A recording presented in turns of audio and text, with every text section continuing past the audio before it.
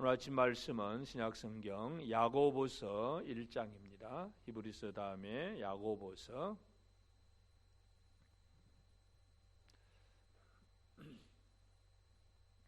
야고보서 1장 찾으셨으면 다 함께 말씀을 같이 봉독하도록 합니다. 시작. 하나님과 주 예수 그리스도의 종 야고보는 흩어져 있는 12지파에게 문안하노라. 내 형제들아, 너희가 여러 가지 시험을 당하거든 온전히 기쁘게 여기라. 이는 너희 믿음의 시련이 인내를 만들어내는 줄 너희가 알미라. 인내를 온전히 이루라. 이는 너희로 온전하고 구비하여 조금도 부족함이 없게 하려 함이라. 너희 중에 누구든지 지혜가 부족하거든 모든 사람에게 후히 주시고 꾸짖지 아니하시는 하나님께 구하라.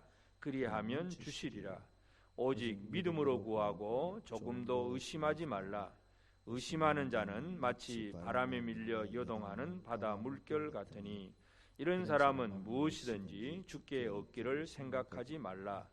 두 마음을 품어 모든 일에 정함이 없는 자로다.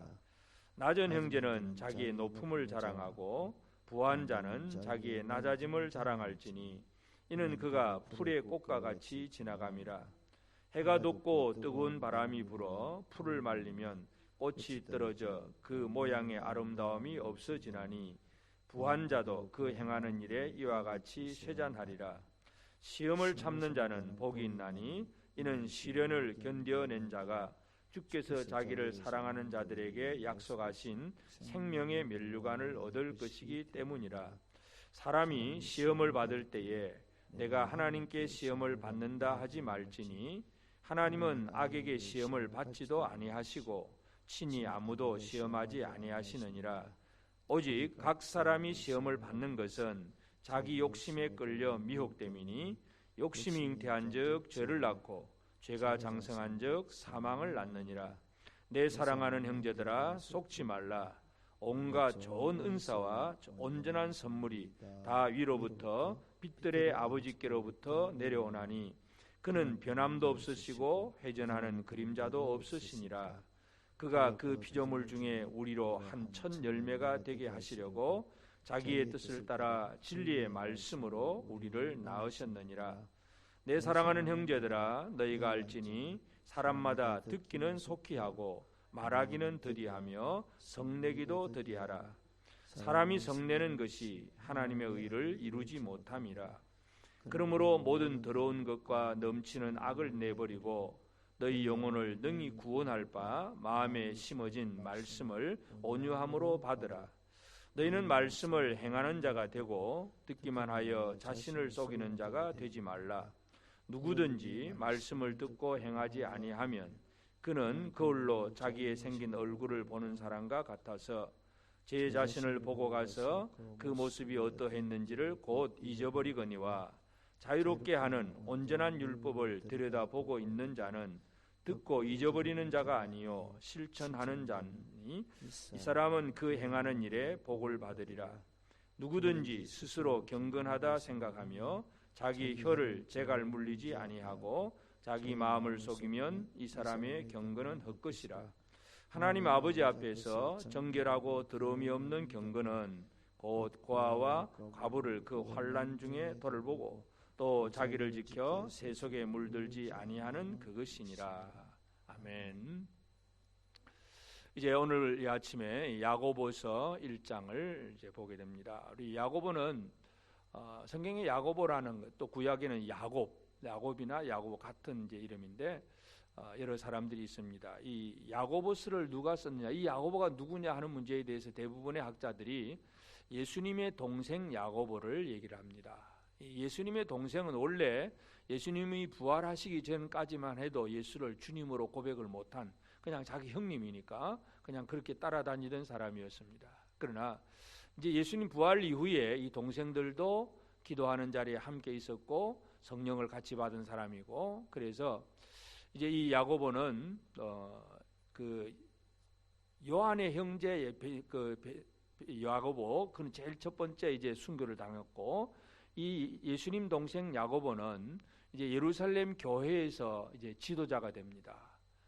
사도행전 15장에 보면 예루살렘 첫 번째 그 회의가 모였을 때에 사람이 어떻게 구원을 받느냐 하는 그런 이제 율법주의자들 때문에 회의를 모였을 때에 베드로가 얘기를 하고 최종적으로 결론을 내리는 것이 야고보입니다. 그래서 야고보가 이 베드로가 그와 같이 주의 은혜로 말미암아 구원 받는다 하는 얘기를 했을 때에 또 야고보가 그것을 그대로 함께 더 인정을 하면서 하여튼 야고보의 그 지도력이 모든 성도들에게 인정을 받는 그런 사람이었습니다. 그래서 이제 그 야고보가 개인적으로 어떻게 많은 활동을 했는지는 기록이 없지만 하여튼 이 야고보서를 통해서 이제 한참 이제 예수님 이후에 교회가 많은 환난과 박해를 받는 시대가 됩니다. 그래서 초대 기독교의 성도들은 예수를 믿는 그것 때문에 많은 어려움을 겪는데 그 시험 받는 그런 성도들을 향해서 야고보가 이 편지를 보냅니다. 그래서 이러한 어려운 시험, 시련이 있을 때에 이것을 어떻게 이겨나갈 것인가, 우리의 믿음을 어떻게 지켜갈 것인가, 바로 그 얘기를 합니다. 물론 이제 야고보서에는 이제 행함이 있는 믿음에 대해서 강조를 합니다. 그래서 행함 없는 믿음은 죽은 것이다 그러면서 이 믿음은 행함이 있어야 된다는 걸 얘기하니까 이제 이신칭의를 얘기를 하는, 오직 의인은 믿음으로 말미암아 산다는 그 교리가 이제 분명하기 때문에 종교개혁자 루터는 이 야고보서는 이거는 뭐 성경도 제대로 아닌 지푸라기 서신이다 그렇게 표현을 할 정도로 별로 이렇게 가치를 두지 않았지만, 그러나 분명한 것은 야고보는 사람이 의인이 믿음으로 말미암아 구원받는다는 얘기는 예루살렘 첫 번째 회의에서 야고보가 잘 얘기했던 사람들입니다. 그렇기 때문에 어떤 인간이 행위로 구원받는다 그런 개념이 아니라 믿음을 가진 자는 어떻게 살아야 되느냐, 그 얘기를 하고 있다는 것을 우리가 이해한다면 야고보서는 결코 지푸라기 서신이 아니라 하나님이 주신 우리에게 오늘도 우리에게 주시는 말씀입니다. 그래서 이 야고보서는 우리가 이 교회의 성도들이 이 세상 속에 지금 살고 있는데 그 당시에 로마 제국이 교회를 박해를 하는 그런 시대입니다. 그래서 그런 어려운 때에 예수를 믿는다고 하면 많은 어려움이 생기는 그 시대에 믿음을 어떻게 지켜갈 것인가, 이것은 그들에게 가장 중요한 문제였습니다. 지금도 우리에게는 물론 정도의 차이는 있지만 지금도 우리에게 있어서는 이 믿음이라고 하는 것이 참 우리가 얼마나 어떻게 지켜갈 것인가가 우리에게 너무나 중요한 문제입니다. 요즘은 뭐 우리가 이 코로나 때문에 비대면 예배, 성도들이 함께 모이지 못하고 영상으로 예배를 드리니까 듣는 모든 사람들의 그 얘기들이 그냥 함께 모여서 드리면 너무 좋겠다 하는 얘기들, 영상으로 예배 드리니까 너무 집중도 안 되고 뭐 안 된다 하는 그런 얘기들을 많이 듣습니다.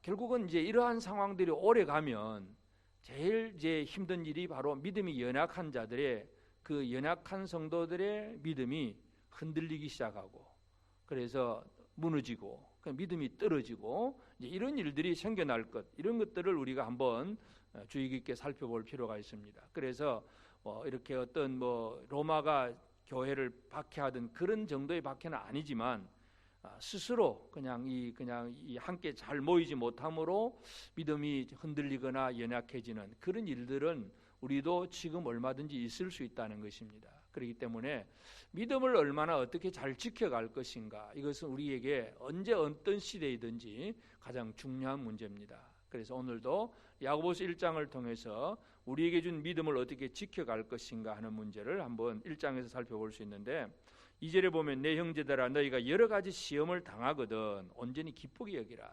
제일 첫 번째, 이 시험, 여기 이제 시험이라고 하는 것은 이제 시련을 얘기합니다. 그래서 단련을 받는 시련 얘기인데, 이 시험을 당하면 기쁘게 여기라. 첫 번째는 우리는 시련 당할 때에 무조건 힘들다, 어렵다, 그렇게 두려워하거나 낙심하는 생각을 너무 많이 합니다. 제일 첫 번째 해야 될 일이 뭐냐면 기쁘게 여기라. 왜냐하면 그 시험을 통해서 인내가 만들어지고, 또 인내가 있어야, 인내를 온전히 이루어야 우리가 각자가 온전하고 구비하여 조금도 부족함이 없는 완성된 성장한 그러한 성도가 된다. 그러니까 시련이라고 하는 것은 우리를 온전하게 만들어주는 하나의 과정이다. 그렇기 때문에 첫째는 기쁘게 여기라, 그런 얘기를 합니다.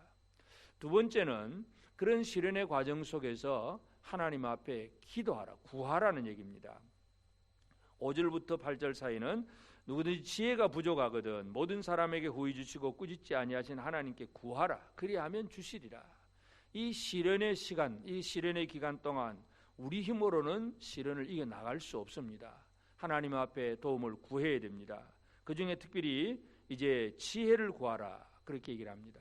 물론 이 지혜라고 하는 것이 그냥 어떻게 하면 이 어려움의 시기 속에서 그저 이렇게 잔머리 굴려서 이 어려움을 회피해 나갈까, 이제 이런 얘기가 지혜가 아닙니다. 뒤에 이제 야고보 3장 17절에 보면 이 위로부터 난 지혜, 3장 17절, 오직 위로부터 난 지혜는 첫째 성결하고 다음에 화평하고 관용하고 양순하며 긍휼과 선한 열매가 가득하고 편견과 거짓이 없나니.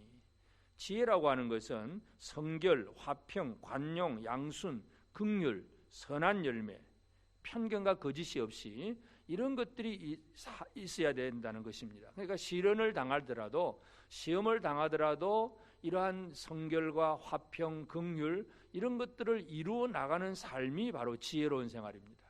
바로 그런 지혜를 구하라는 것이고, 그 지혜가 이 시련을 이겨나가는 생활이라는 것입니다. 그래서 이 지혜를 구할 때 믿음으로 구하고 그 조금 더 의심하지 말라. 야고보 사도는 이렇게 얘기합니다. 그래서 시련에 대해서 인내하는 것 기쁘게 여기고 구하고, 그 다음에 9절부터 11절 사이에 보면 낮은 형제는 높음을 자랑하고 부한 자는 자기 낮아짐을 자랑하라. 이 자랑하라는 이 말은 뭐냐 하면, 시련을 당하는 우리의 처지를 보면 우리는 이 세상 속에서 우리보다 뛰어나고 잘난 사람이 많이 있습니다. 그럴 때마다 우리는 왜 저 사람은 저렇게 잘 사는데 나는 이렇게 못 배우고 돈도 없고 아프고 이럴까? 우리가 늘 연약해지고 그러면 두려움에 빠집니다. 이 시련을 이겨나가는 또 세 번째 방법은 당당하라는 얘기입니다. 나의 삶의 처지가 가난하든 부하든 그 어떤 외형적인 환경이 문제가 아니라는 얘기입니다. 이 부자가 되어도 그 모든 것들이 풀의 꽃과 같이 지나간다. 해가 돋고 뜨거운 바람이 불어 풀을 말리면 꽃이 떨어져 그 모양의 아름다움이 없어지나니 부한 자도 그 행하는 일에 이와 같이 세전하리라. 그러니까 이 땅에 많이 가졌느냐 적게 가졌느냐 이것 가지고 힘들어하지 말고 당당하라. 있는 자세에서, 있는 삶 자체에서 흔들리지 않는 그 자세, 이것이 바로 또 시련을 이겨나갈 수 있는 그러한 중요한 요소입니다. 기쁘게 여기고 구하고 당당하게. 그러면서 결국은 이 시험이라고 하는 것이 무엇인가를 생각을 해야 됩니다. 왜냐하면 시험은 하나님이 주시는 것이 아니라 하나님은 우리를 훈련시키는 과정 속에서 우리에게 이런 것을 주시지 우리를 무너뜨리는 그런 시험이 아니라는 얘기입니다. 우리를 무너뜨리는 시험은 악한 사탄이 주는 유혹입니다. 그래서 이 야고보 1장에도 헬라어 원어는 다 같은 시험이지만 1절부터 12절까지는 우리를 훈련시키는 그러한 이 단어로 사용을 합니다. 그러나 13절부터 이제 마지막에까지는 그 시험, 한글로는 같은 시험이지만 영어로는 temptation, 유혹을 얘기합니다. 앞에는 훈련 트레이닝이고, 그다음 뒤에는 temptation, 유혹이에요. 그래서 시험을 우리가 이제 해석을 할 때 시련으로 견뎌 나가야 되고, 또 그래서 그것이 나중에 유혹으로 넘어가지 않도록 시련을 잘 이겨나가는 것이 중요합니다. 왜냐하면 이 시련이라고 하는 것은 우리에게 약속된 것이 뭐냐 하면 생명의 면류관입니다. 12절 뒤에 보면 시험을 참는 자는 복이 있나니 시련을 견뎌낸 자가 주께서 자기를 사랑한 자들에게 약속하신 생명의 면류관을 얻을 것이다. 시련은 생명의 면류관이 약속이 되어 있습니다. 그런데 만약에 이제 이 시험에 이제 빠지는 것은, 이제 시련이 이제 유혹으로 넘어가는 것은 다른 얘기가 아니라 자기의 욕심이라는 얘기입니다. 14절에 오직 각 사람이 시험을 받는 것은 자기 욕심에 끌려 미혹됨이니. 그래서 이 트레이닝 하는 것이 아니라 템테이션으로 넘어가는 과정은 하나님의 문제가 아니라 사람 자기 욕심입니다. 자기 문제. 그래서 훈련으로 받아들이면 생명의 면류관이 되지만 그런 과정 속에서 자기 욕심에 빠져버리면 이제 이 욕심 때문에 죄가 되고 사망이 됩니다. 그래서 이제 이 시험이라고 하는 것을 시련으로 받아들이는 것, 이게 우리가 참 지혜로운 생활이라는 것. 그래서 모든 하나님은 우리에게 시련을 통해서 우리를 성장시키지 우리를 유혹에서 무너뜨리는 하나님이 아니라는 얘기를 이제 그 18절까지 쭉 하고 있습니다. 그래서 이 시련을 견디어내고 또 유혹을 당하지 않으려면 뭘 해야 되느냐? 19절부터 마지막 절까지는 결국은 말씀입니다. 말씀. 19절에 내 사랑하는 형제들아 너희가 알지니 사람마다 듣기는 속히 하고 말하기는 더디하며 성내기도 더디하라. 듣기는 속히 하라. 말하기는 더디하라. 하와가 에덴 동산에서 제일 먼저 이렇게 타락을 하여 죄를 짓게 되는 그 이유 중에 하나가 듣기는 뱀의 말을 듣고 그것이 과연 무슨 의미인가를 생각해보고 말씀의 기준에 붙여서 판단해보고 뭔가 좀 천천히 얘기를 하면 아마도 우리가 만약이지만 아마도 쉽게 시험에 넘어가지 않았을 수 있습니다. 그런데 창세기를 보면 뱀이 얘기하면 하와가 바로바로 대답을 합니다. 근데 그 대답을 하면서 죽을까 하노라. 먹지도 말고 만지지도 말라 그랬다고. 계속 이 자기 말을 하다 보니까 결국은 그 유혹에 넘어갑니다. 그래서 말씀의 기준에 맞추어서 먼저 듣기는 속히 하고 말하기는 더디하고 또는 성내기도 더디하라. 이런 것들. 그래서 말씀을 얼마나 가까이 하느냐가 가장 중요합니다. 그래서 21절에 그러므로 모든 더러운 것과 넘치는 악을 내버리고 너희 영혼을 능히 구원할 바 마음에 심어진 말씀을 온유함으로 받으라. 말씀을 온유함으로 받으라. 그래야 이 말씀대로 살면서 시험을 이겨나갑니다. 누구든지 말씀을 행하는 자가 되고 듣기만 하여 자신을 속이는 자가 되지 말라. 말씀은 우리의 삶에서 행함에서 나와야 됩니다. 그래서 그 행함이 뭐냐? 결국 하나님의 뜻대로 살아가는 것인데 그 행동이라고 하는 것이 마지막 27절에 하나님 아버지 앞에서 정결하고 더러움이 없는 경건은 고아와 과부를 그 환난 중에 돌보고 자기를 지켜 세속에 물들지 아니하는 그것이니라. 말씀대로 하나님께서 원하시는 사랑의 생활을 살고 또 거룩함의 생활을 살아가는 것, 이것이 바로 시험을 이기는 생활이라는 것입니다. 그래서 야고보 사도는 로마가 박해를 할 때에 그 로마의 정권에 대해서 뭐 투쟁해라, 뭐 데모해라 그 얘기가 아니라 그 모든 과정 속에서 참으면서 자기의 신앙을 성장시키면서 어떻게 하든지 하나님 말씀대로 살기를 원하고 있는 그 얘기를 하고 있습니다. 오늘도 우리는 하루하루를 살아갈 때 결코 이 세상은 우리에게 좋은 것만 주지 않습니다. 사탄은 끊임없이 우리를 유혹을 합니다. 그래서 이 어려움의 과정을 시련의 과정으로 만들어서 그것을 생명의 면류관으로 이어가는 사람은 지혜로운 사람이 되는 것이고, 이 시련 때문에 자기 욕심에 빠져서 유혹을 당하면 이 사람은 가장 어리석은 사람이 됩니다.